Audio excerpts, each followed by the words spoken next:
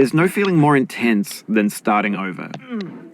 If you deleted your homework the day before it was due, as I have, or if you left your wallet at home and you have to go back after spending an hour in the commute. If you won some money at the casino and then put all your winnings on red but it came up black.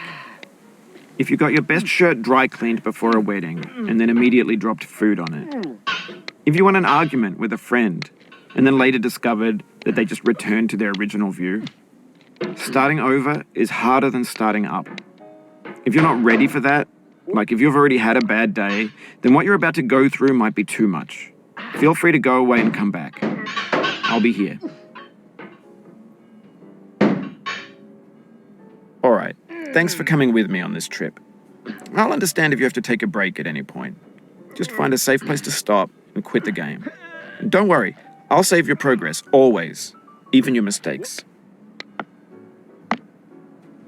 This game is a homage to a free game that came out in 2002 titled Sexy Hiking.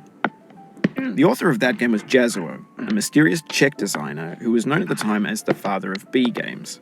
And B games are rough assemblages of found objects. Designers slap them together very quickly and freely, and they're often too rough and unfriendly to gain much of a following. They're built more for the joy of building them than as polished products. In a certain way, Sexy Hiking is the perfect embodiment of a B game. It's built almost entirely out of found and recycled parts, and it's one of the most unusual and unfriendly games of its time. In it, your task is simply to drag yourself up a mountain with a hammer. And that act of climbing, in the digital world or in real life, has certain essential properties that give the game its flavor. No amount of forward progress is guaranteed. Some cliffs are too sheer or too slippery.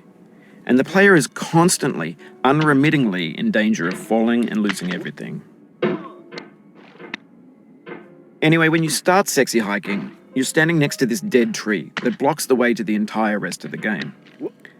It might take you an hour to get over that tree, and a lot of people never got past it. You prod and you poke at it, exploring the limits of your reach and your strength, trying to find a way up and over. And there's a sense of truth in that lack of compromise. Most obstacles in video game worlds are fake. You can be completely confident in your ability to get through them once you have the correct method or the correct equipment or just by spending enough time. In that sense, every pixelated obstacle in Sexy Hiking is real. The obstacles in Sexy Hiking are unyielding, and that makes the game uniquely frustrating. But I'm not sure Jazzuo intended to make a frustrating game. The frustration is just essential to the act of climbing, and it's authentic to the process of building a game about climbing. A funny thing happened to me as I was building this mountain. I'd have an idea for a new obstacle, and I'd build it, test it, and it would usually turn out to be unreasonably hard. But I couldn't bring myself to make it easier. It already felt like my inability to get past the new obstacle was my fault as a player rather than as a builder. Imaginary mountains build themselves from our efforts to climb them, and it's our repeated attempts to reach the summit that turns those mountains into something real. When you're building a video game world, you're building with ideas, and that can be like working with quickset cement. You mold your ideas into a certain shape that can be played with, and in the process of playing with them, they begin to harden and set until they're immutable, like rock. And at that point, you can't change the world. Not without breaking it into pieces and starting fresh with new ideas. For years now, people have been predicting that games would soon be made out of prefabricated objects, bought in a store and assembled into a world. And for the most part, that hasn't happened, because the objects in the stores are trash. I don't mean they look bad or that they're badly made, although a lot of them are. I mean they're trash in the way that food becomes trash as soon as you put it in the sink. Things are made to be consumed and used in a certain context, and once the moment is gone, they transform into garbage.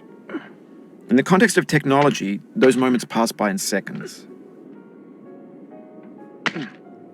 Over time, we've poured more and more refuse into this vast digital landfill that we call the internet.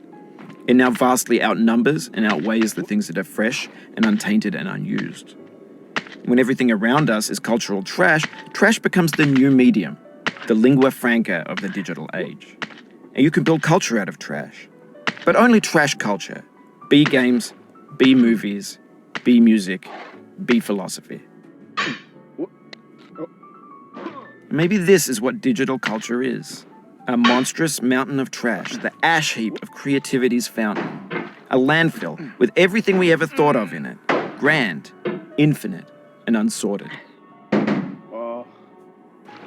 There's 3D models of breakfast, Gen X's fanfic novels, Scan magazines, green screen Shia LaBeouf, banned snuff scenes on LiveLeak. Facebook's got lifelike bots with unbranded adverts and candid shots of Kanye and Taylor Swift mashups, car crash epic failed GIFs, Russian dashcam vids, discussions of McRibs, discarded, forgotten, unrecycled, muddled, rotten, untitled. Everything's fresh for about 6 seconds, until some newer thing beckons, and we hit refresh. And there's years of persevering, disappear style, out of sight.